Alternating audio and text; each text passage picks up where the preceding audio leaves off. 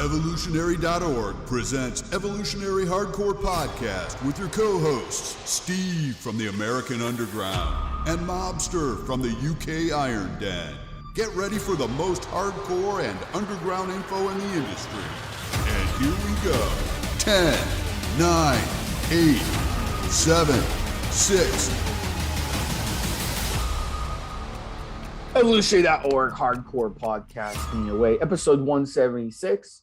Stevesmi and joining me from across the pond in the UK Iron Den, Da Mobster. How's that going, buddy? How you doing? Morning. Hello, listeners, and don't forget to like, love, and adore. Guys and gals out there, we did Chris Dickerson, episode 128. You can go back and listen to it.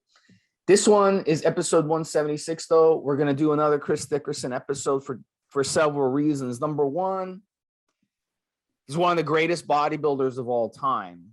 Yeah. Period. Number two, yesterday was Martin Luther King Day, celebration of a great man. And Chris Dickerson broke barriers down when it 100%. Came to race, sexual preference, and other things. And then the third thing we're going to talk about too, recently, he has passed away, 82 years old, heart attack. It wasn't a situation where he died, in his 40s, like these other bodybuilders. He actually lived to 82, which is longer than the average male American lives. So he outlived the normal life. So he was able to do a lot of stuff in his career. So we're going to get into that. And it's going to be a really cool podcast. We're going to bring you a lot of information that you're not aware of when it comes to Chris Dickerson, that I wasn't aware of and that the Mobster wasn't aware of. And this is some pretty cool stuff that has come to light over the past week or two since his death that we weren't aware of.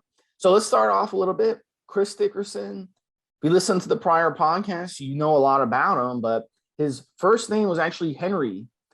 And he went by Chris. And he's also did modeling besides bodybuilding. But what he's known for overall is being the first Black man to win Mr. America in 1970. We're going to get into that in a little bit. He was also the first openly gay bodybuilder to win Mr. Olympia, as well as having to overcome his height and his age. Now, we're going to get into that as well, because Frank Colombo was also his height, 5'5", but Frank Colombo actually beat him at Mr. Olympia back in 81. So we're going to get into that in a little bit. It's going to be a fun little debate. Mobster and I were kind of debating it in the pre-show, but we're going to get into that as well. So aside from breaking the color and sexual preference barrier, as I said, he is known as one of the greatest bodybuilders of all time, period.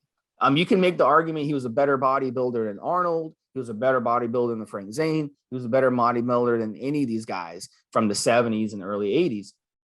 And the reason was he had a consistent career spanning the 60s, 70s, 80s, and he even came back in the 90s to do well at the Masters.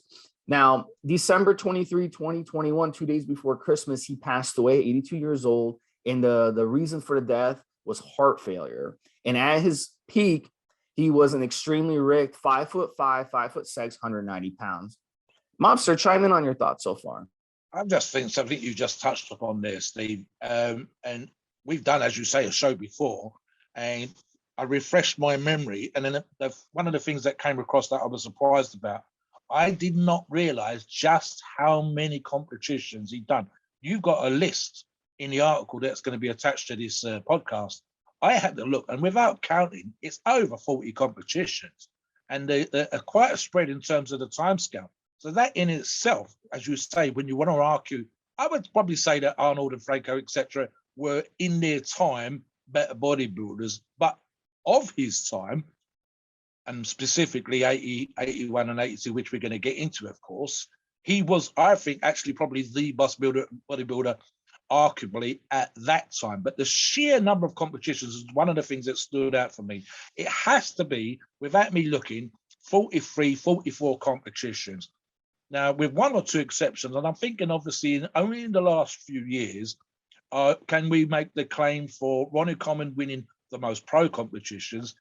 And I believe Dexter Jackson and Chris, possibly one other bodybuilder, right up there. I think Milos might be right up there with the sheer number of competitions. But Chris would probably arguably be the first to hit that number because he started before when the other guys were still kids, still children, and still thinking of competing, teenagers and whatever else. So he was already doing this stuff. He was doing this stuff from 60 something onwards. So yes, the sheer number caught my eye. Steve, back to you. Early childhood is very interesting. Born in 1939 in Montgomery, Alabama. His father was an executive for a trust company. His mother was a civil rights attorney. They divorced when he was young, and he lived with his mother. So for him growing up, it was normal to break barriers. His mom was the first Black female attorney in their state. That is incredible. She was also a good friend of Rosa Parks, who also broke barriers. And for our friends across the pond in UK, you may not know who Rosa Parks is, but Rosa Parks was the lady because in those times, if you were Black, you had to sit in the back of the bus. Yeah. And she refused to give up her seat. So it's kind of like first class when you go on an airplane. You know, you have a first class ticket, you sit up front, you sit in, you know, and you're quicker to come on, you're quicker to get off. And then the Black people have to sit in the back. So this is how things were back then. Those of you young guys may not even be aware of that. It's a really crazy thing that used to happen. One of the things we had, and there's an actual, it's kind of like a joke, really, especially when I was a kid, it was just kind of a joke. But there used to be, you can actually find these photographs online, even here in the UK, Steve, and probably after 39, to be fair. But you used to find signs outside of bedsitters and hotels, and it would say, no Blacks, no Irish, no dogs. And so, you know, the racial and national stereotyping for those particular places was perhaps we were perfectly fine with people sitting wherever the hell they liked on buses, but we still had our issues. Something else which you touched upon with regards to his mum, and I mentioned this in the pre-show last week when we were talking about today's podcast. I said she set not just that kind of example that you've already referred to, but she was one of the earlier versions of Afro-Caribbean, Afro-American mums, where they keep their kids away from trouble. So not only was she setting this great example, being an attorney and, you know, being friends with someone who's breaking down racial barriers, but it's also difficult, and they're kind of bordering on middle class, if not quite middle class, where if you live in certain tough areas, it's very easy for your children to become involved in crime and drugs and guns and all that kind of stuff, like we see in certain places in Los Angeles, for example. Mums that are able to keep their kids away from those influences, and especially when we're talking about here, by the time he gets to a certain age, I'm going to say 59, bordering 1960, with civil uprisings, riots, and so on and so forth, and a lot of back and forth, and of course the stuff you already addressed in terms of the racial thing. For a young Black man, one of three triplets, to not get involved in basically the bullshit and crime and the aggravation and all the rest of that kind of stuff, super tough. So the respect for his mother is on, it should be and is on another level, and that is a hell of an influence on a young Black Chris Dickerson. Yeah, and you got to remember too, in those times, Black people could not go to college in the South. They weren't allowed because college was only for whites, and really the poor weren't able to go to college either. So there was actually a civil rights push to allow Black people to go to college. So the only place Black people could go to get education was Black colleges, historic Black colleges, and that was the place they had to go. So that's why today we still have historic Black colleges in the United States. And then in the 60s, they opened it up in the South through the Civil Rights Act, which forced colleges to admit Blacks. And another thing too, this ties into sports as well.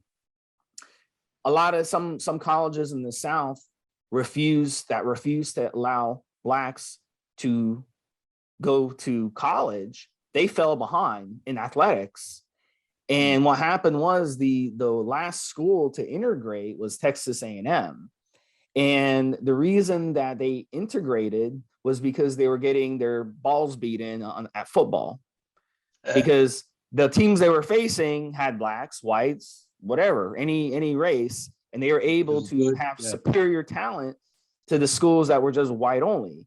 So they just got their balls beaten, and that actually forced them to integrate was sports. So this ties into sports and bodybuilding, how much sports and bodybuilding has helped us progress as a society. This is a perfect example. So, yeah. And yeah, go ahead, Mom. We're going to address a couple of things. I mean, one specifically, which we'll get into when we talk about the AAU and the IFBB in a minute, Steve, would be, I've already said that there was elements and arguments for there being a degree of racism in the choices that were being made, and specifically the AAU in terms of them not wanting a black Mr. America. And we know that this happened, and there's history of the sport that recognizes it. And of course, those barriers got to come knocking down for the same reason you just stated. The other one, that there was some issues. The IFBB tended more towards if you were good, you won. And so being a much more international organization, and bodybuilding specifically, the number of black bodybuilders that have won the Mr. Olympia, whether we're talking about Ronnie Coleman, Dexter Jackson, Chris Dickerson, and so on. Even Rami is an Egyptian. There's the racial barriers that go and disappear in sport, especially, but bodybuilding specifically, is enormous. There's a little bit of an argument, and I don't necessarily think that applies here with Chris, but there's a little bit of an argument in sports specifically, and I think we've addressed this in a previous podcast, that you tended towards needing to come from I won't say a hardship or a poor background, but in order, you needed to be aspirational, and sports allowed that to happen. So, for example, it's very, very rare to see someone rich become a great American footballer, or someone rich become a great pro bodybuilder, for example. Whereas if you were poor or you were aspirational, if there was something that you felt that you needed to overcome. So again, with Chris, we can make that argument that the time that he was born in, of turmoil and changes, even with his background and possibly a protective mother keeping him away from trouble or whatever else, it's still something for him to come out of that background and step forward and become the great bodybuilder that he was. And indeed, as you just referred to, other great athletes from that time.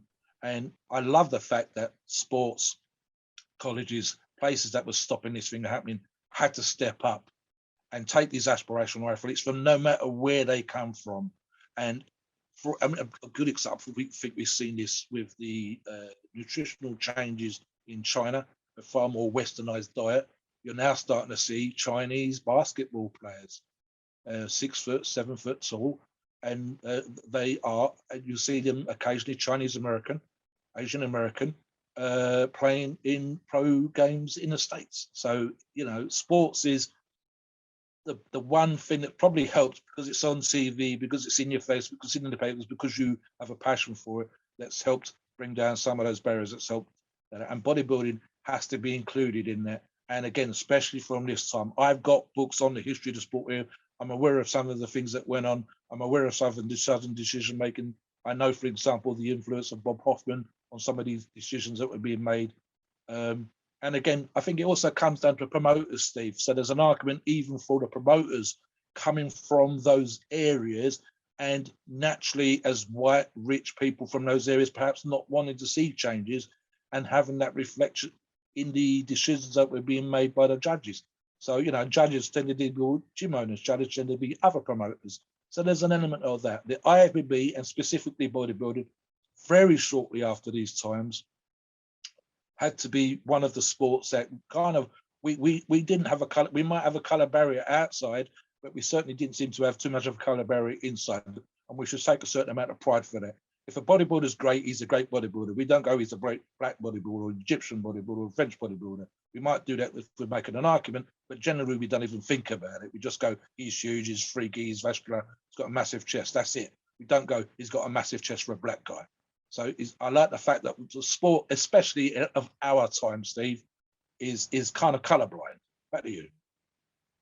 So we're going to get into the bodybuilding aspect of it, but first we got to get into how he got into bodybuilding, because I thought this was incredible. Yeah. Originally was your sport, Mobster, over there in the UK, soccer. That was what he liked to do. He moved to New York City. He studied at American Academy of Dramatic Arts.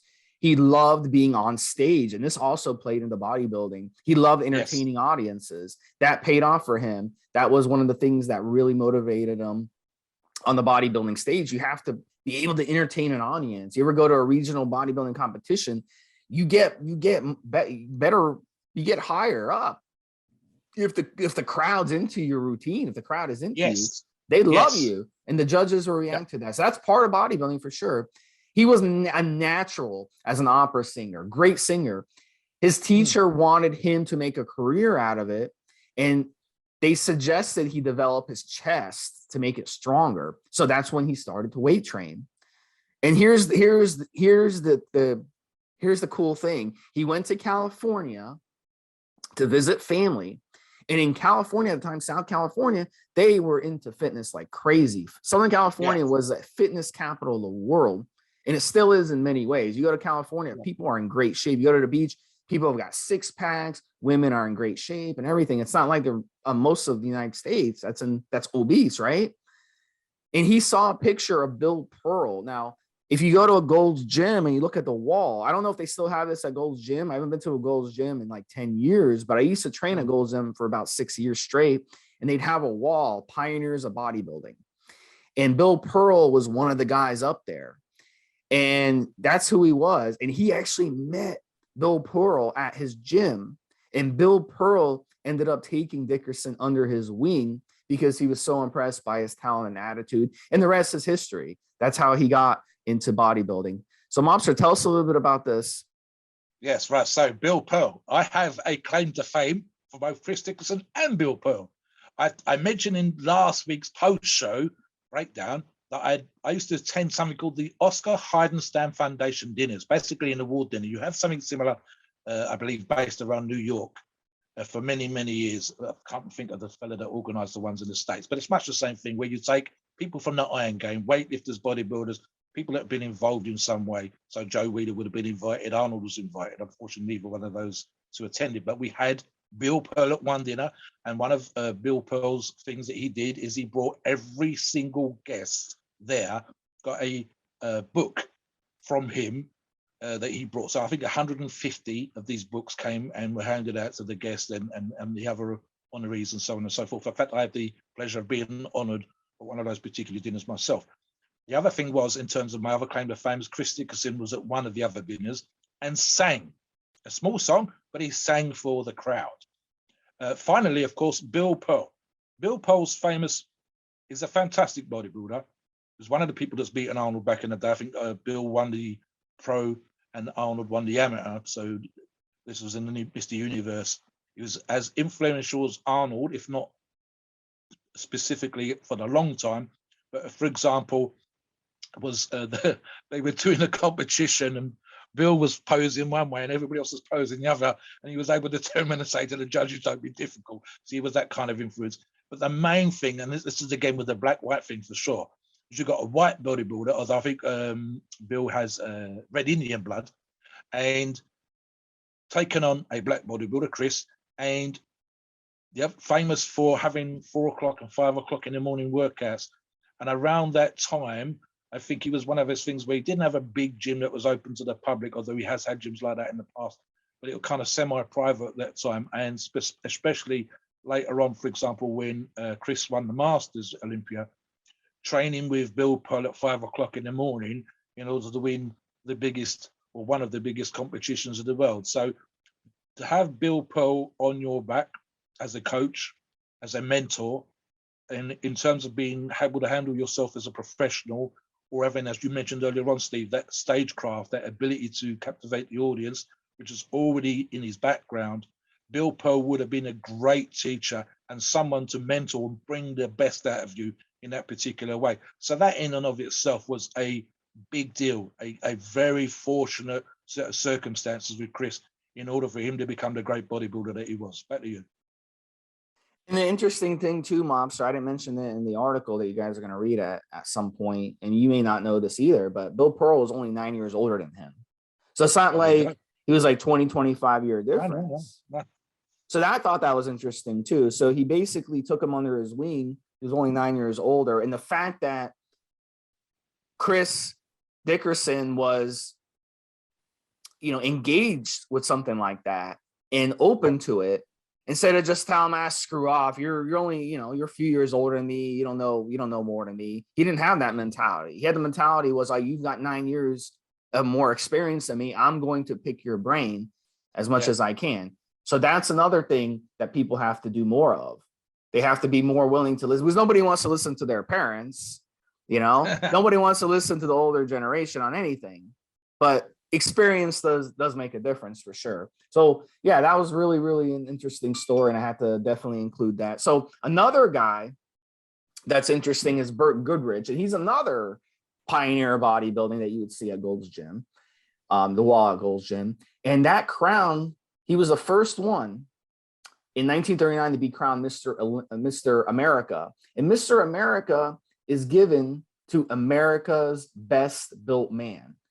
And throughout history, there have been most muscular title winners that have been non-white, but there's never been an overall Mr. America crown.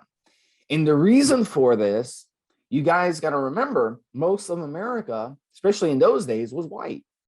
So they figured, you know what? We can't have a minority traveling the country, being an ambassador to bodybuilding and representing bodybuilding to people who that don't look like him, that aren't the same skin color.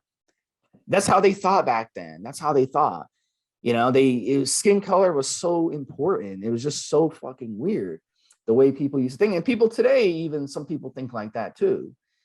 I want to jump in here, Steve. I've got one of the books on my list to buy by John D. Fair is about the Mr. America title.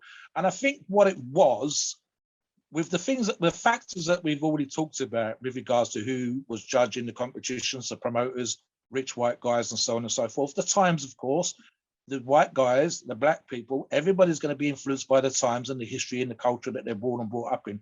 But I think John D. Fair, and a little bit of the synopsis of the book that I've seen, essentially what it was is, in their minds, to represent America and represent what the American ideal was this white muscular person. It didn't necessarily, the fact, of course, as we know, that America is so culturally diverse as to make your eyes water out. There's not, if you argue that the majority are white, why do people still identify with being French? Why do they still talk about their German backgrounds? Why do they still talk about their Scottish backgrounds? Why are the majority, by reputation of police in New York, for example, come from an Irish background, and so on and so forth? So the reality is that America is culturally diverse. It's how you became American. It's how, people traveled arguably from different places all over the world to find America, to discover America.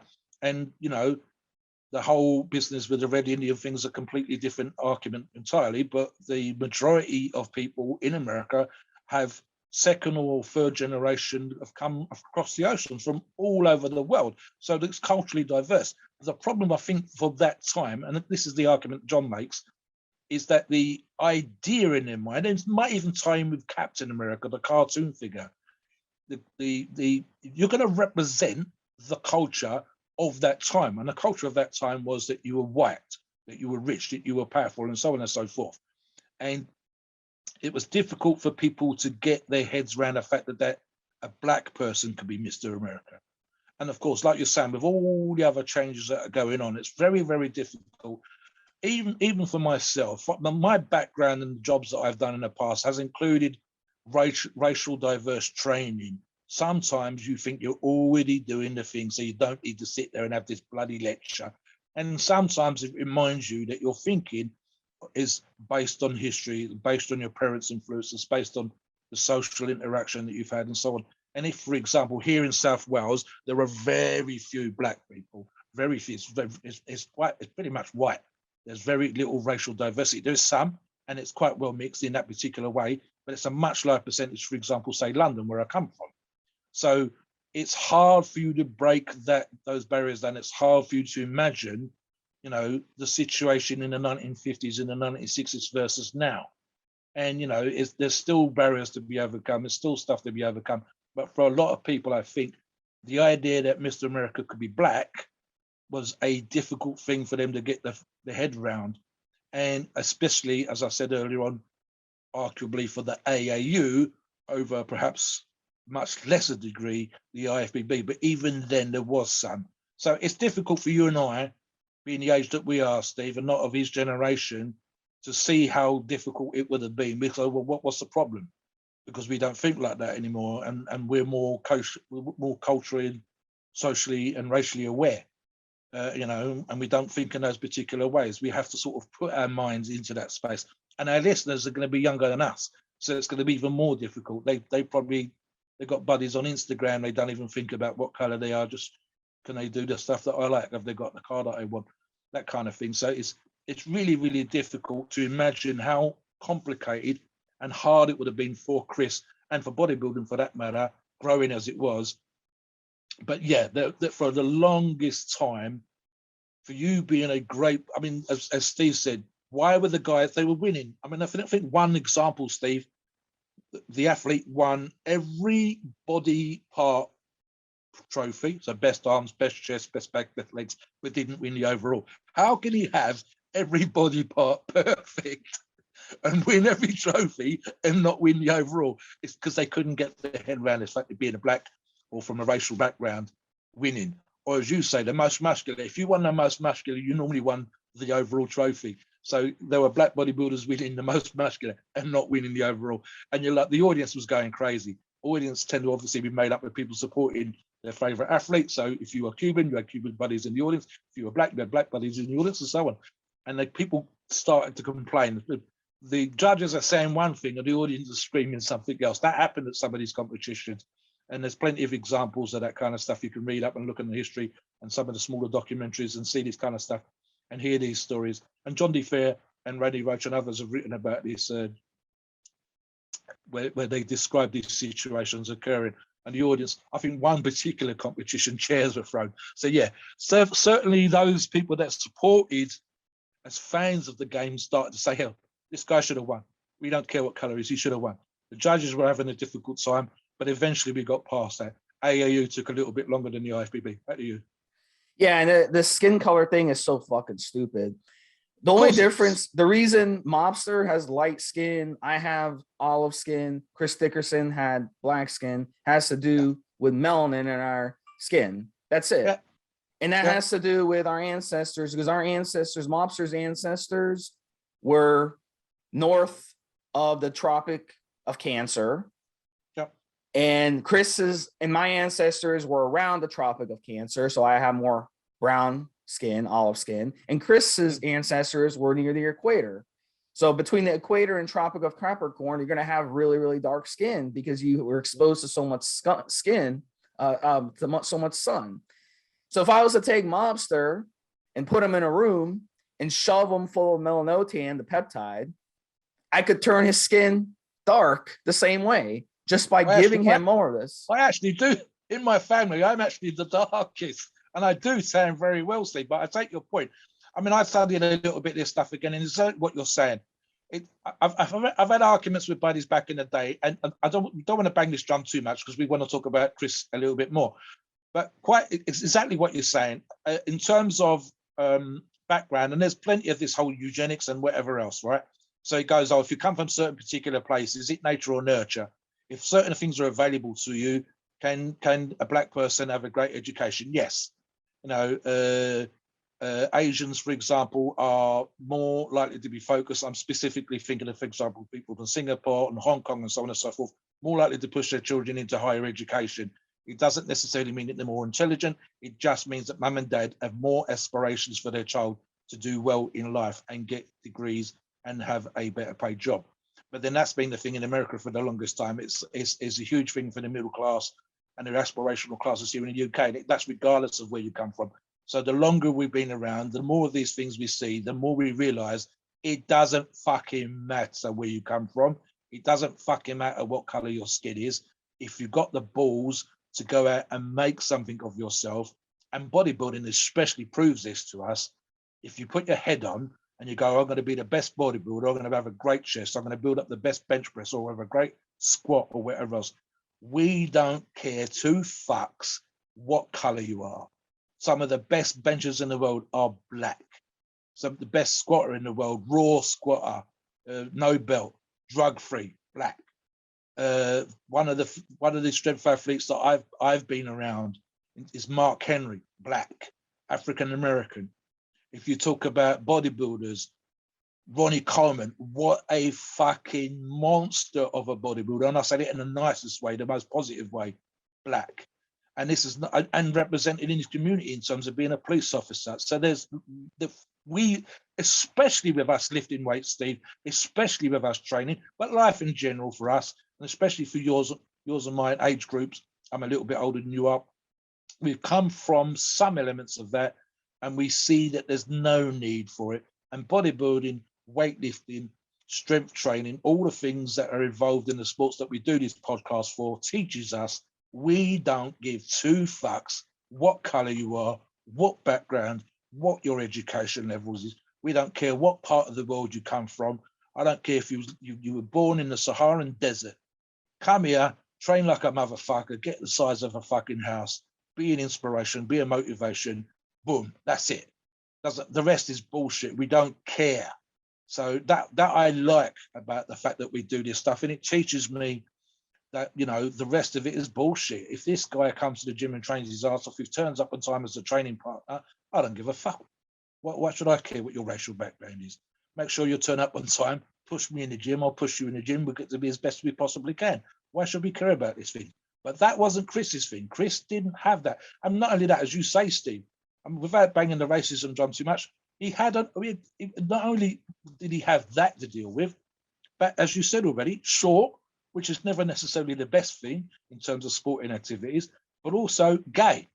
I mean, and again, this is something that we and Steve discussed in the pre-show last week and this week, or post-show last week, pre-show this week. In terms of Chris having stuff to overcome, and in terms of him being a positive role model, especially for the time that he was born and brought up in, he had it arguably against him.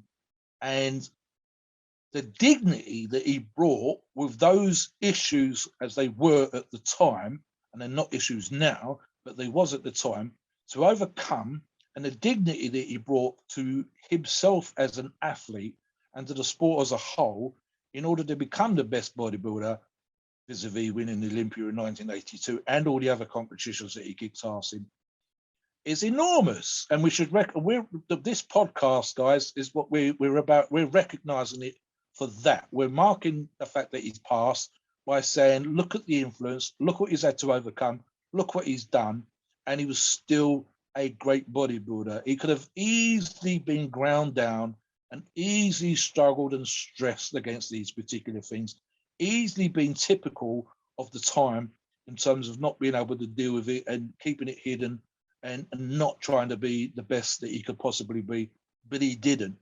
And the fact that he did it in a quiet, understated and dignified kind of way, Steve, is what makes you give him kudos.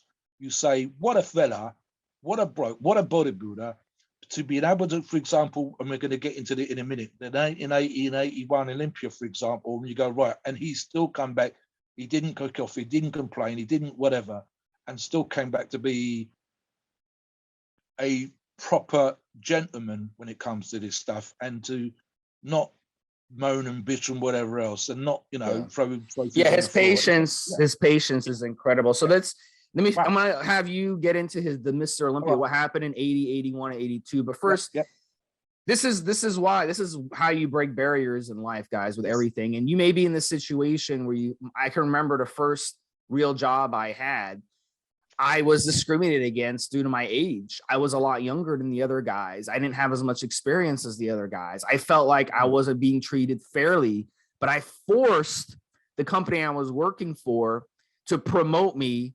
And a year later, I was ahead of those guys who even had years of experience on me. I was ahead of them, and they had even more education than me and all that stuff. And this is what Chris Dickerson did in 1970. He was so much better than everyone else that they had to give him the Mr. America, because if they didn't give him Mr. Olympia and didn't crown him, they would make themselves look really, really bad. They would basically make their award worth shit, and everyone would know how crappy that Mr. America award was and how useless it was. So they were forced to give him the crown of Mr. America, and he opened the door as being the first blank winner of that for other guys. And a few years later, Tony Pearson won it. Other guys have won it. So he smashed that door open.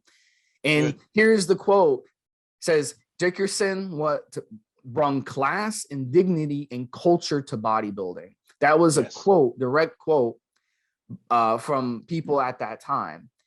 And that's basically what happened. So in life, guys, you're going to have to deal with this. Maybe you grew up poor. Maybe you didn't have as much education as your peers. You didn't have as much. You may have a handicap. Maybe you have a dyslexia. Maybe you have something where, you start a job and everyone else there has 5 years experience and you're new at it. And you feel like, wow, I need to improve. But, if you really push yourself and you force them to give you a promotion, you force them to keep you, then good things will happen. So this is what Chris did, and he's definitely inspiration. So Mobster, I'm curious because I want to hear your perspective on what happened at 80, 81, 82. Why don't you tell the listeners that story? Because this is a really interesting one. Right, so we know anybody that sort of followed the history of the sport, guys, they know of the drama and the aggravation and the decisions that were made. Arnold essentially decided to come out of retirement, supposedly filming a documentary with, I think he had the CBS, one of the big TV companies following him, and everybody's asking him, "Are you going to do it? Are you going to do it? Are you do it?" And he says, "No, no, no," and then decides he's going to do it. And a subpar. Basically 73 was probably the best Arnold ever looked. 75 when he retired, which is when Pumping Iron was filmed, pretty damn good. 1980, not quite as good.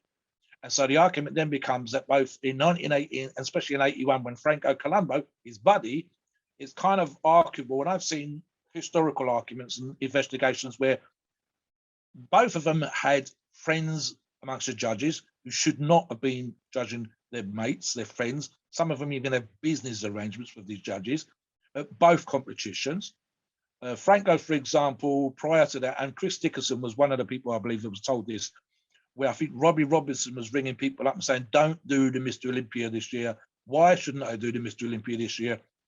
Franco's going to win it." And it was kind of laughed off by those people that didn't know what was going on, or didn't know that this was going to happen or that was going to happen.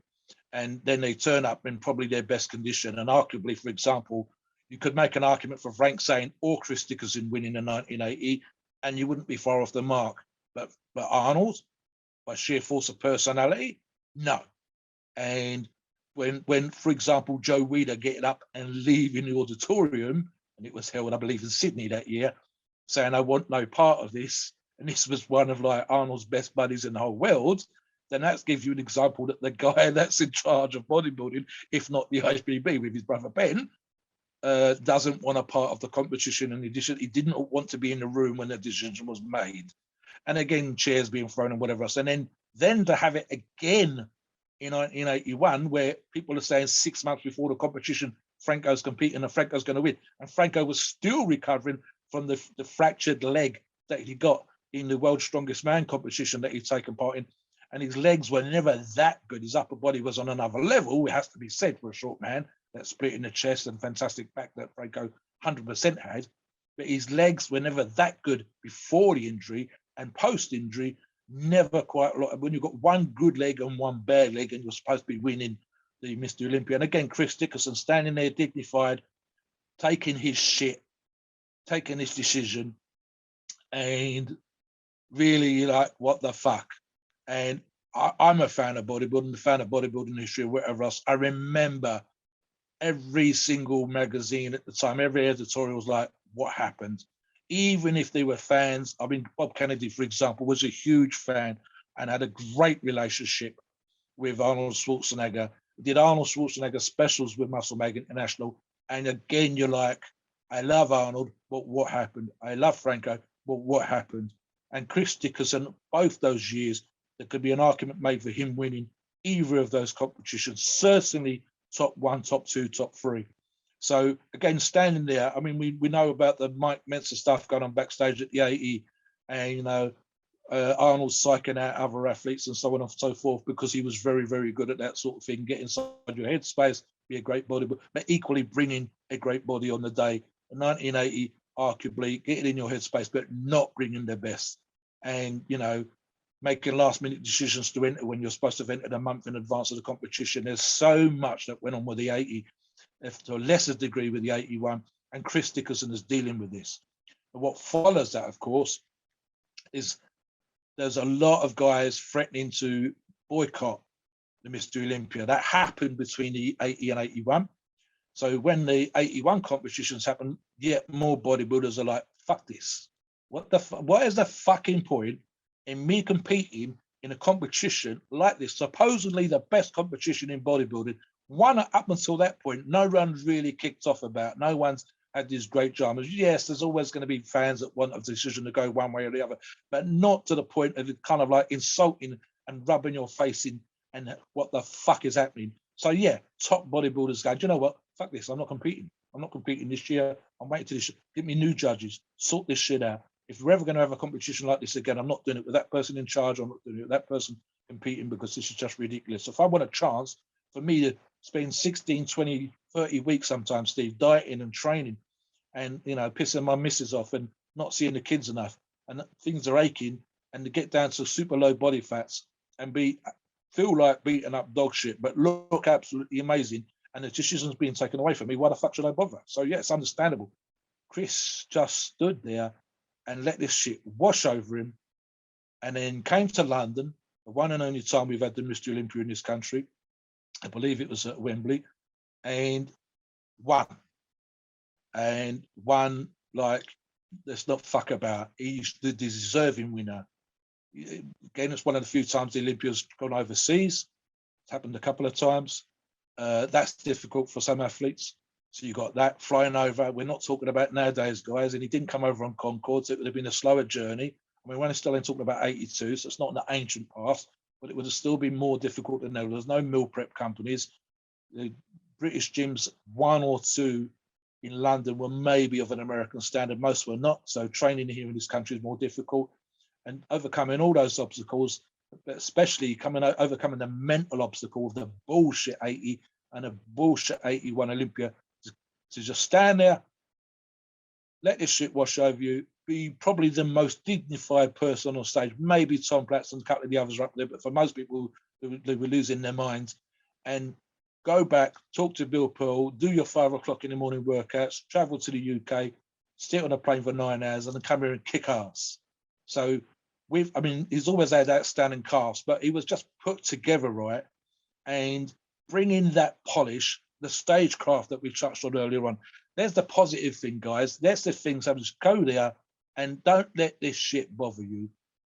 And one of the things Steve touched upon in Mr. America is this idea that sometimes in sport, sometimes in life, you make it so fucking difficult for the judges or the managers at work, for example, or your lecturers at college and university to not give you the top prize, to not give you the best score, to not give you that promotion by being so much fucking better than anybody else that it becomes undeniable. To do that in the face of this bullshit and to still come back and still be world class and just come and do your work and fly over and kick ass and take the trophy that you probably should have had 1 year, if not 2 years before, that is a plus. That is a thumbs up, and that is a recognition of Chris Dickerson being a deserving 1982 Mr. Olympia winner, Steve. Yeah, and I make the argument in the article, he should have been a 3-time Mr. Olympia winner.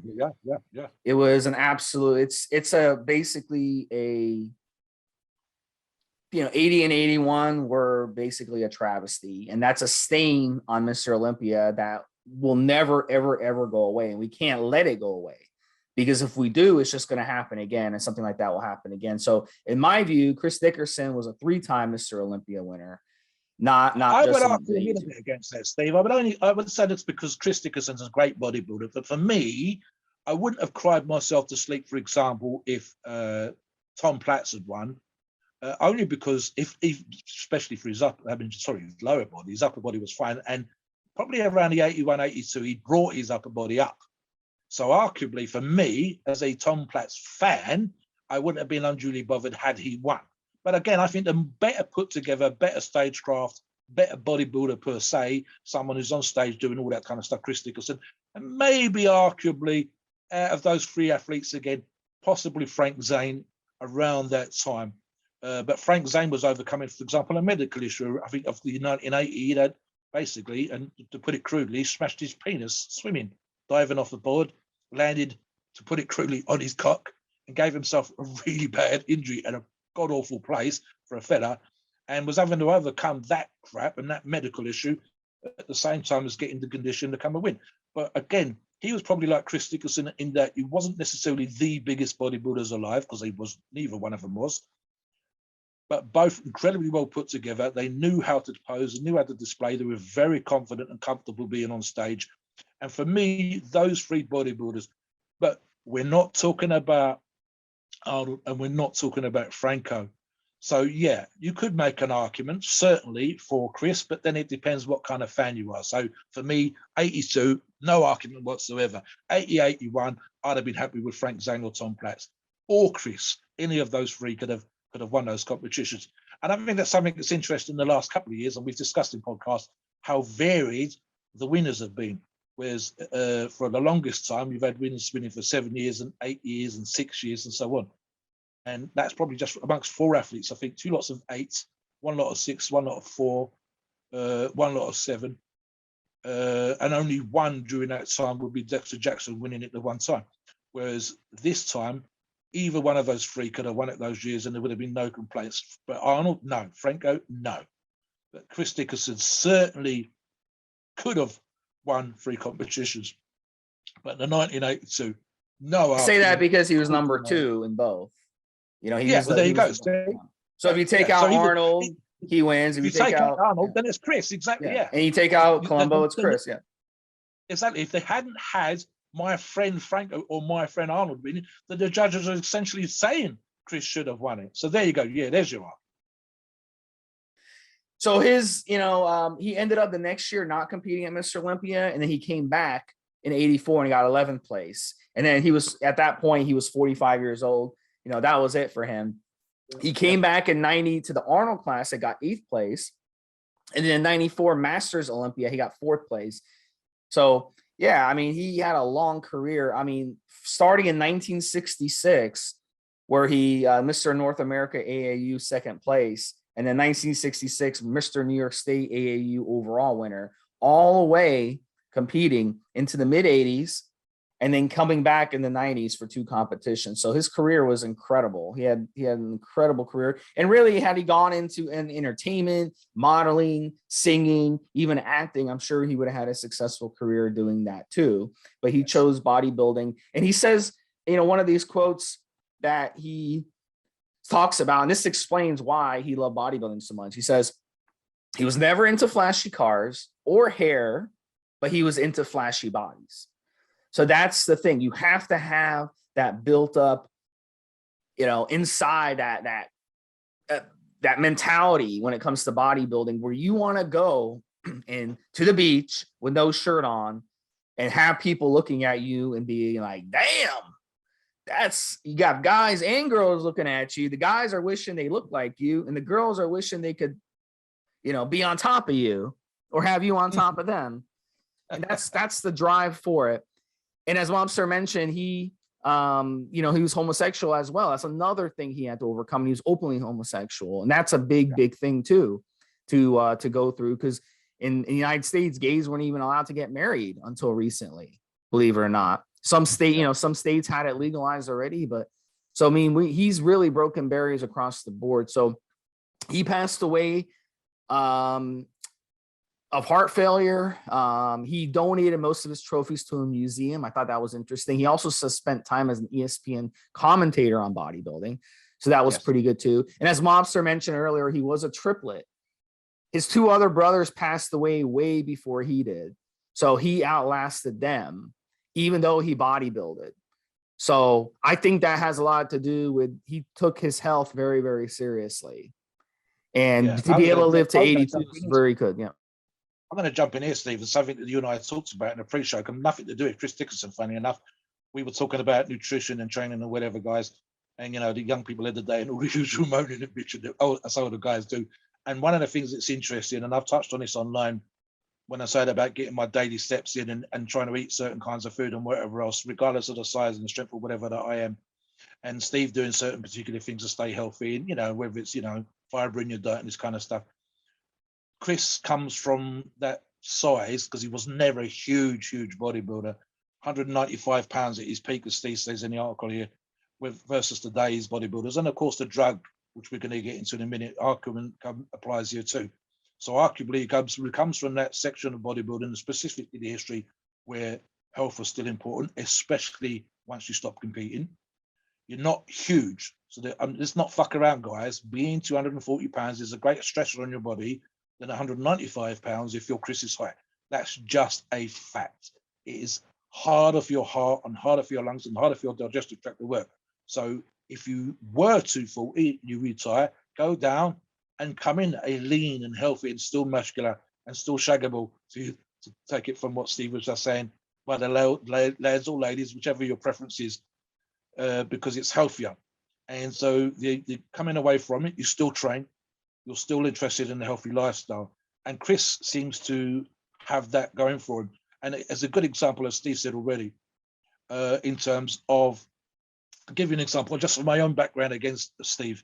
The granddad, great-granddad, granddad, and my dad all passed away when they were around the age of 60. And they would have been average size. In fact, great-granddad and granddad would have been relatively small.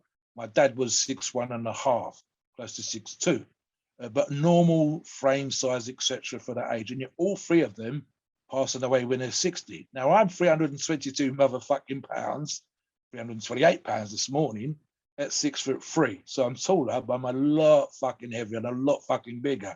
And I'm 57. And trust me, Steve, I'm not planning on dying when I'm 60.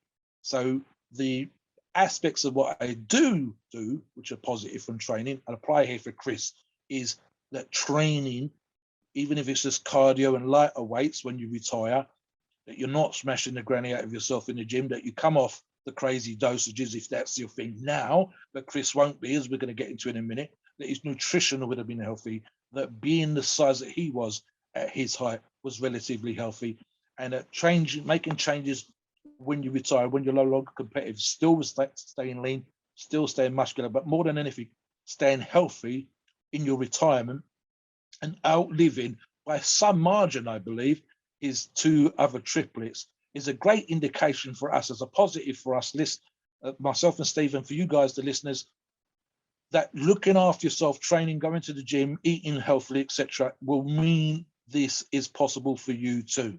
Not 100% a given. I wish I could say that it was, but for the most part, it is the case that you will, as is in this situation, if you're one of three, and you're actually probably doing the things arguably in terms of for example, performance science and drugs, and certainly the higher level of training is incredibly stressful on the body, and yet you live the longest because you overall no drinking, no smoking, or very little drinking and very little smoking, very little, if any, again, recreational drugs, and doing daily cardio, eating healthily, eating the bodybuilding competition type diet, but just in more moderation, not forcing the protein down, and just eating lots of green veggies and fresh fruit and great fish and lean cuts of meat, and doing that and being able to argue, I believe, Steve, and I would want the listeners to double check this for themselves, but I think he outlived them by a margin of about 20 years. So they were dying in their 60s and he died in his 80s. That is huge. And that is a great indicator of what a positive lifestyle, positive, healthy lifestyle can do, guys. So pay attention to that as well. Let's get into his performance enhancing drugs here, Steve, what the guys were doing on that time, especially for someone of his size and frame. So before Lee Haney came around a couple years later, and basically all hell broke loose in bodybuilding because everybody was chasing Lee Haney. He was an absolute beast, you know? And that's around the time where I think, we had discussed this before when we did a podcast on Lee Haney. He was he opened the floodgates when it came to steroid use, because to try to keep up with Lee Haney, you had to run a shitload of steroids. But before this, you had guys like Samir Bannout and Chris Dickerson and Arnold, and these guys, they didn't weigh much. Samir Bannout weighed like 190 pounds or 185 pounds. And then you had Frank Zane. He didn't weigh much. He weighed 190, 195 pounds. Same thing with Chris Dickerson, 195 pounds at the most. Franco Colombo, same thing. Arnold on stage, I think Arnold on stage was probably as best at around 225. And he's again not quite 6'2". I think he embellished a lot of that too, because he embellishes his height. He was wearing boots. Oh, yeah. And he's not as tall as people assume. He's definitely not as tall as people assume. Whatever his listed height is, I mean, I can look that up. Whatever it is, you can knock off 2-3 inches, because he's always wearing boots. So, yeah. I think he's actually about 5'11", maybe 6 foot. But he was always quoted as being around 6'2". But I think you might be right, Steve. And again, body weight. For example, I've got Arnold's Education of a Bodybuilder. I believe the absolute heaviest that was quoted, was probably not right again, was 260, and that would be off season. The photographs in there that were studio pictures, I think, were taken around 230. I believe he's talks about being 230 on stage, but in reality, I believe his heaviest at around 6 feet was 225. Now, with the huge chest and arms that Arnold had, that's just an argument, guys. There's his taller than the other athletes we've just mentioned, weighing less than the modern bodybuilder to be one of the greatest, and it's still arguable, ignoring the 1980 Mr Olympia, that Arnold is one of the greatest bodybuilders of all time, if only for his overall success and his aspiration and the motivation that he's brought. But equally, Saito, for example, 73 being one of the greatest bodybuilders. But again, of that time, Steve's quite correct, going from 200 at the most 225 for the taller athletes to 240 for the average height and 250 plus. I don't know necessarily that we claim that Lee took a lot of drugs. It was the guys that wanted to compete with Lee that took a lot of drugs just to try to get to his level. He didn't even have to, really. That's when the war finished. And then by the time he had Dorian Yates come around, then everyone was smashing it. Like, it was getting ridiculous. And then now it's really, really ridiculous. And I think it's backed off a hair over the past 5 years. As people are seeing Dorian's his steroid cycle down, and we've debated his steroid cycle. But again, even Dorian claiming what he's claimed would have been a great responder, but it will still be, as we're about to see, a level and an 2 or 3 times what we're about to talk about in regards to what we think Chris did back in the day. I mean, there's no denying it. Dorian's talks about it. So we're not saying Dorian took 5 grams of gear a week. He did not, according to Dorian. But equally, if you compare Dorian's cycle to the cycle we're about to discuss, would suggest that we thought Chris was taking back in the day, it's 2 or 3 times the amount, if not more than that. And that's with Dorian himself saying that's what he's taken. Let's talk about what Chris took, Steve. So to give you an idea how silly this is, you've got guys in a franchise gym across the UK and across America who use more than this. But look, I mean, that's the way it was, guys. I mean, people didn't use much. If he had used what guys use today, I'm sure he would have been 5'5", 5'6", 260, 270 pounds. But they didn't use that much. So Primabol 100 milligrams per day. That's been, that's what the guys use. I mean, Proviron 50 milligrams a day, Decadurable and 300 milligrams a day. They wouldn't use testosterone because they didn't. A week. Per week. I'm sorry, 300 milligrams a week of Decadurable. They didn't use testosterone in those days. They didn't have access to AIs the way we do today.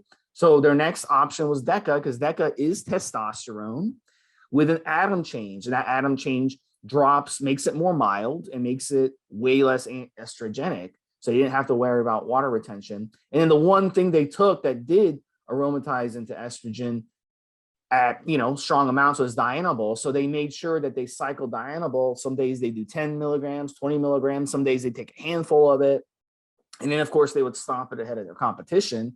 And then, they would just roll with a Primo, Proviron, and maybe then drop the Deca dose. And that would be, their cycles ahead of these competitions. It wasn't much at all. And now I've heard people say chemical warfare. I mean, we're up in the 2020s, it's definitely chemical warfare now. They're going to do what they need to do to keep up with their peers. It's incredible. And in these days, if you had Trenbolone, you had access to Trenbolone, it would have changed the game. But Trenbolone was not something that guys knew about until later on in the 80s, into the 90s for sure.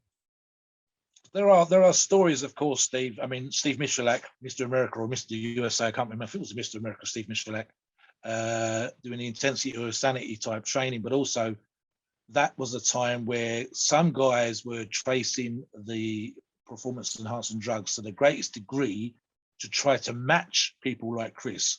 So Chris can take the cycle that we suggested and win the Mr. Olympia. I'm taking more debolding Chris right fucking now, and I'm only using 30 milligrams a day this week. So you could say right there, I'm taking more than a fella that won the Mr. Olympia, but I'm not Mr. Olympia. So it's that thing. Steve Michalak was talking about, growth hormone from monkey brains and all that kind of crazy stuff. And they would hear stories.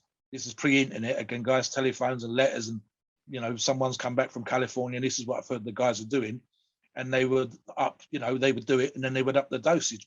But again, this is the difference between someone who is a likely winner because of your genetics, his stage cards and everything else like Chris, versus someone like Steve Michalak not being a likely winner of the Mr. Olympia and taking as many drugs as he could lay his hands on at that time. Pete Graminsky, of Gold Gym fame, talking about 10 grams of some steroids because of an uncle was in a pharmaceutical company, was send him cases, and it's probably the highest doses I've ever heard of anybody taking that didn't win the Mr. Olympia, whereas Chris did. So that's a suggestion of genetics. It's a suggestion of aesthetics. One of the things I think that we need to focus on, and we have done a little bit in the podcast, is this ability to act and be a certain particular way on stage. Now, arguably, Arnold was probably one of the best at this particular thing, whether it's cultivation and friendships with the judges, whether it's the mind games and the psyching out that he would get up to with the other athletes, but equally, and this applies to Chris, Arnold and others, the ability to present yourself once you're on stage. And I think Steve touched on it earlier on, the response to, the tuning into of an audience. And Steve's quite correct. I've been to some amateur and middle ranking competitions. And one of the great examples I think was mentioned in the Muscle magazine back in the day. And essentially it said, if you take someone that's never been to a bodybuilding competition before to their first bodybuilding competition, they can nearly always pick out the winner, because even if they're not a fan of muscles per se, they will recognize talent, they will recognize the genetics, and they will know what the judges are looking for. They'll say, look at that guy. He's the most ripped. He's sharp, smiling. He's down at the front. He's the other competitors are following him around. You can see the judges are looking at him. He's got great aesthetics. He's got those tiny joints. And every single thing I've just mentioned applies to Chris. That Steve talks about whether he's, as an opera singer. You're gonna, as an opera singer, and anybody that's ever seen this, I've been to Covent Garden, Steve, here in London, where I think you've got a couple of places in America where this happens as well. So you've got these famous it's a former market, and it's full of cafes and wine bars, but Covent Garden Opera House is just around the corner. So you get aspirational, not quite Covent Garden Opera House level, but very, very good amateur singers, and they will come and sing at the bar, typically open air. You're all standing outside in the beer, a glass of wine, and you've got this amazing singer. And then if you're very, very lucky, you've got a male on the one side, a soprano, and you've got a female on the other side, and the two of them are going back and forth with an aria, and it gets the hairs on the back of your neck standing up. So someone like Chris would have had that. Being on stage and having an audience listen to you, especially if you're good at what you do, singing-wise, in the palm of your hand, and with the music swelling, and the crowd's all gone quiet, no one's talking to their friend or whatever else, they're just tuning into that particular moment. If you have that talent, if you have that skill, which I believe Chris did as an opera singer, because he was highly ranked for that particular reason, to be able to hold an audience in the palm of your hand. We've all seen famous pop singers and rock stars that can do this from time to time. 400,000 people go quiet and just tune into what's happening. Bodybuilders, we can argue if you're outside the sport, it's not the same fucking thing, but it is. If a person who's never been to a bodybuilding competition can recognize that talent, that skill, that athleticism, the aesthetic, just by going, well, that guy's going to win, that woman's going to win her class. And they have no knowledge. They've never been to a bodybuilding competition before. Chris was one of those kind of people. The stagecraft, the dignity, letting everybody else do their thing while you did your own thing, ignoring people going up and down on the stage and just standing there. If they want to follow you, and then suddenly you see that the athletes are starting to recognize that you might be the winner. You might be the guy that the judges are looking at. That was the kind of bodybuilder that Chris was. And to do that on what have arguably now almost laughably low dosages, guys, gives you a great indication of how important it is genetically, but to also have that stagecraft that I mentioned, to be able to cultivate to some small degree, because mostly it's innate, but if you can cultivate that illusion of confidence on stage, it's important. If your tan is on point, if you, good example, guys, get your hair cut, drop the glasses. If you have to go on stage half blind, fine. The contacts are even better. If you're very few top bodybuilders, some don't have a beard, so shave. Get guys training beard all year round and then they shave for a competition, hair all over the place all year round, shave for a competition. Get your fingernails done, pedicure, manicure, get it all sorted. Don't come on stage with your briefs all covered in dyed stains and whatever else from backstage glazes and all that kind of stuff. Have multiple pairs of posing briefs, so even if you're getting spray tan, you've got a pair that can get dirty and then you put on a new pair ready for the competition, stuff like that. Clean feet, don't have dirty soles, all this kind of stuff. And then walking on stage like you've already won, presenting yourself to the crowd as if to say, look what I fucking got. Don't bother looking at no one else. Smiling, responding to the crowd, looking in their direction, walking up and down stage, for example, posing for the judges and then posing for the crowd. Let the judges who are going to decide whether you're the winner or not see what you got, and they walk to the left and the right of stage. This is something that when you look at Chris as a having stagecraft, he had in spades. That ability to appear calm in a storm, that ability to act superior when you was superior, to present what you've got. His attributes, for example, those great calves, that was almost a given. But he had to bring everything else up. You don't win the Mr Olympia just because you've got great calves. You win the Mr Olympia because everything's good. You mentioned him earlier on, Samir Banu. Problems with sodium, problems with PD manipulation, etc., etc., etc. And when he brought it all together, won. Sub 200 pounds, wins by being amazing, wins by being the best, a one-time winner, but being the best because he brings it all together. But he always also had that stagecraft and also looked like he was enjoying himself on stage. And then, like we've already said, guys, and this is for me, to do that when you've had the bullshit of the AAU trying not to let you win the Mr Olympia, to do that when you're gay, to do that when you've got all that stuff in the 60s to deal with and your background and your upbringing and whatever else, it just tells you so much about Chris Dickerson as a man. I wish, and again, I say this as someone who's a historian of the game and an aficionado of the history, there isn't really enough out there about Chris. There are, I don't think I've got magazine here, Steve, with enough interviews, for example. I haven't been able to dig out stuff that I could say, here's a great article where they sat down and really went into it with Chris, because they didn't. And that's a great shame. We didn't get to see him sit down and talk to the camera enough as we would now. You and I would want him on a podcast, Steve. If we could get him on a podcast now, we'd want him on a podcast. He'd be one of those guys and you say, what was it like coming up with that background? What was it like having that going? Did you think he was overcoming? Maybe even, Steve, there's a thing for sometimes with that situation where he kind of probably didn't think too much about those things. He didn't allow them to be problems.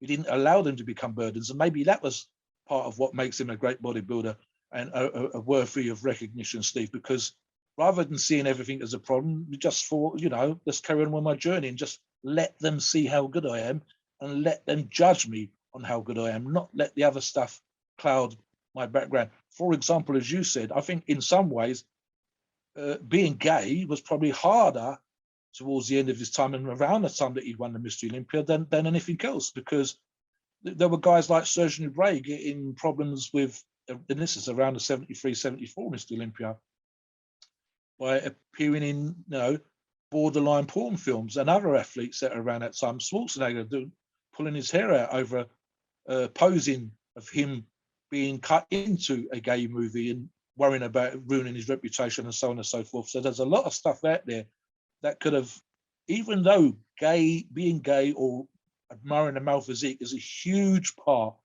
of the homosexual community, always has been, always will be, it was still for the very longest time an issue if you was an openly gay bodybuilder and I want you to win. I think you're the best bodybuilder, but can you represent the sport? Vis-a-vis the argument with Mr. America.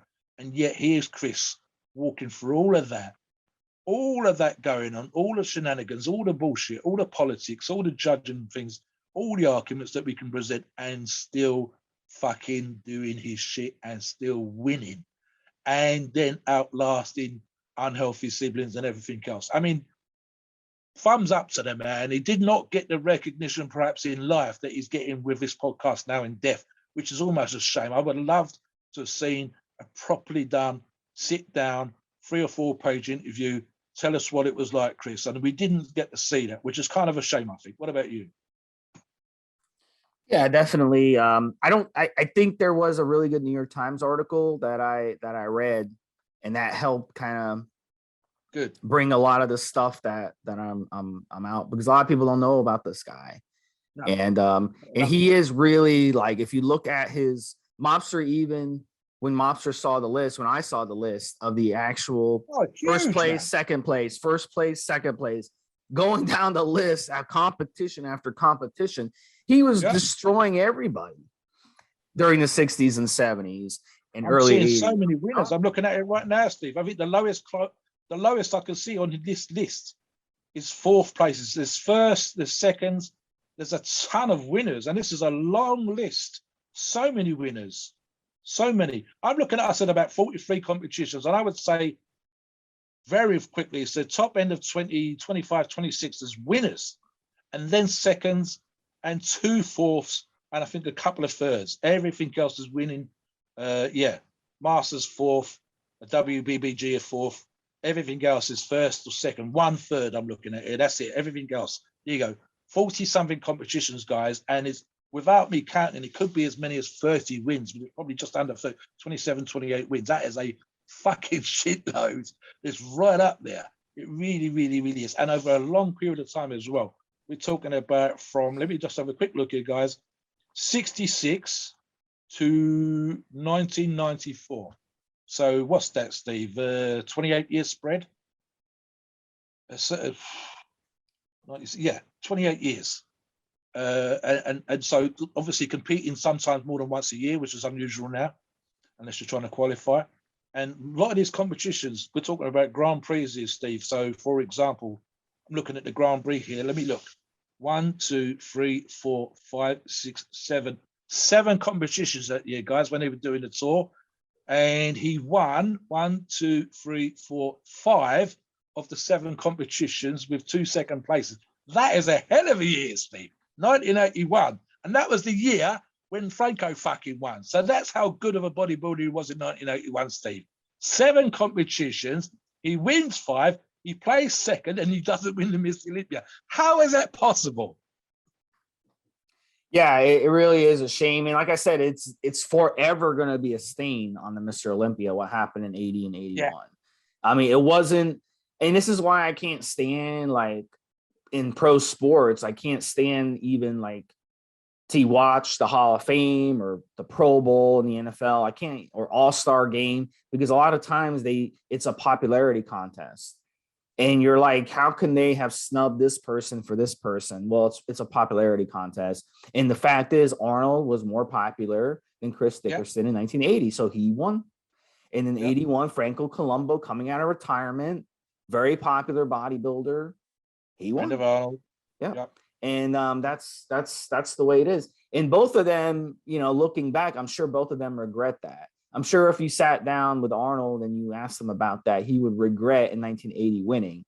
And I think that it was more of a situation where I don't want to be embarrassed.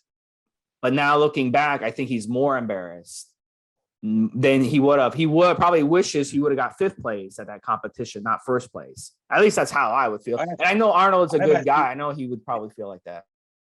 I've actually seen something to exactly what you said, Steve. I think one of those things as Arnold's got older, like we all do when we get older, we look back and reflect. And I think Arnold's actually said something to the effect, not of not wanting to win, but of the wishing it had not happened in that way. So, for example, and I've kind of looked at the history of this stuff and seen the Randy Roach and the other stories there where they talk about certain judges should have exempted themselves so that if he had won, it wasn't because he had a business arrangement or was friends with such and such a person. The promoter of the competition was a friend of Arnold's, has been for many, many years. Famous Australian, the Tony Doherty, famous Australian promoter. So you're putting on the competition and your buddy wins. That's not how things are supposed to be. And even if he had been worthy in terms of his physique, you should still not have those circumstances. And I think that's what Arnold's kind of hinted at, saying, I don't think he's complained necessarily, like I just said, about winning, but the way that he won shouldn't be the way that it was. And you recognize that looking back, that you've had this great career as a politician, great career as a movie actor, an amazing career as a bodybuilder, and yet people will still bring up the 1980 Mr. Olympia. And you can't want that on your conscience. You can't want that at the back of your mind saying how amazing I am, how successful I've been, how many things I've achieved, and yet people still bring that up. That wouldn't be something that you would want for yourself. But I'll go back to this again. Let me have another look at this, Steve. I'm trying to remember now. Again, 1981. So Franco Colombo wins that competition as a friend of some of the judges, with business ranks with the judges, and of course, as Arnold Schwarzenegger's training partner and best friend in the world. And the Grand Prix they had tours, and some of the Grand Prix tours around this time and a couple of years later were going around Europe. And typically, I think the European tours, and I believe Roddy, for example, took part of this with Kevin Levrone, Flex Wheeler, and a couple of others, was every weekend there was a competition. I believe the Grand Prix tours at the time was a little bit different. So I think it was every few weeks, not every month, a little bit more frequent than that, but not every week either. And I'll read this out again, Steve. So he comes second to Franco in 1981 Olympia, and then Night of Champions wins 1981. 1981 Grand Prix World Cup, second. Washington wins. New York wins. New England, second. Louisiana wins. And California wins. Now that's holding condition, guys. I'm going to say every 3 weeks. Might have been more frequent, might have been less. I think it averaged out every 3 weeks. Holding condition, so the lowest place that you take is second. The same year you competed and come second in the Mr. Olympia, you then go on to compete in another 1, 2, 3, 4, 5, 6, 7 competitions, never playing lower than second, and keeping your condition on an average across competitions that are taking place every 3 weeks. So you're winning or place as second, 7 competitions over, let's say, 21 weeks. That, without the Mr. Olympia, is an outstanding set of circumstances to be in condition for, to maintain the condition for, and to place how he placed. Forget the Mr. Olympia. In 1981, there's no argument. Forget what I said about maybe Tom Platz or Frank Zane in the 80 or 81. Let's not fucking do that. I don't think Tom Platz or Frank Zane did this number of competitions. Let's put him. Let's clear the table. In 1981, Chris Dickerson was the best bodybuilder in the fucking world, 100%. No one else did this number of competitions. No one else placed this high in that number of competitions. No one else was maintaining their condition over that number of weeks and winning or places second like Chris Dickerson. So in 1981, never mind the fact that he won in 82, Steve, fuck it. In 81, Chris Dickerson was the best bodybuilder, because look at it. Look at the statistics. We can make arguments of Sunday League football, soccer in this country, or pro ball in your country, and sit down and discuss, who should have won this trophy, who should have won that trophy. It's not a should have, could have, would have. This is what he was doing. The best bodybuilder in 81 was Chris Dickerson. And then to come back and win Olympia, to become the best bodybuilder in the world in 1982, with no argument. 7 competitions with 2 seconds and 5 firsts over probably something like 20 odd weeks, Steve. Come on. Winner, winner, winner, chicken dinner. Done. Yep. Yeah, and it's a shame we lost a really good guy, but he did live to 82 years old. So it's not like he died young. So really, really incredible talent, Chris Dickerson. And yep, we hope you guys enjoyed this. I think the younger guys, you don't recognize Chris Dickerson enough. It shouldn't take, but sometimes it does, for a fella to die. Christ knows, I want to be recognized for my talents and my skills before then. And sometimes with the guys that follow Grip I Am, you don't want to wait until you die to be recognized for being amazing. And in his time, Chris has had some recognition, but I don't think he got quite the level of recognition that perhaps he deserved. And Steve and I are fixing that today by giving a recognition, not just like we did in the previous one as a Mr Olympia, but as a bodybuilder per se. We're showing the love and the recognition that perhaps Chris should have got. Because, I mean, I'm saying, looking at these fucking numbers, and I mean, just looking at the rest, Steve, there's so many first and second. Look at going back to those 2-3 years beforehand. I mean, as I say, as a fan of the history, did not realize just how many competitions he did and just how many of those he placed so highly in, right almost from the get-go, Steve, right all the way back to the 60s. So he deserves a lot more recognition than he gets in the history of the sport, but especially for the things that he overcome, and for the times that he was born in, the times that he was born and brought up in, and to get to be where he was. And especially when you're taking part in two of the most argued about competitions in bodybuilding of his time. And even, as you say, to win the Mr. America when they did not want to give that trophy to a black man and still making it happen, it's almost worthy of some sort of recognition ceremony. You kind of want this guy to, if he's still alive now, you say, listen, the shit you had to put up with and you still kicked ass, you done fucking well, sunshine. Have this boxing medal. Let's build a statue to it. You know what I mean? He deserves more recognition as a bodybuilder than perhaps he sometimes gets. Episode 176, Chris Dickerson tribute show. Hope you guys and gals enjoyed it. Mobster, take us into the disclaimer. As always, please note, we are not doctors, and the opinions we offer on this podcast are ours and ours alone. It's our view, and it's based on experience and views on the topic. Our podcasts are for informational purposes and entertainment only. The freedom of speech and the First Amendment applies.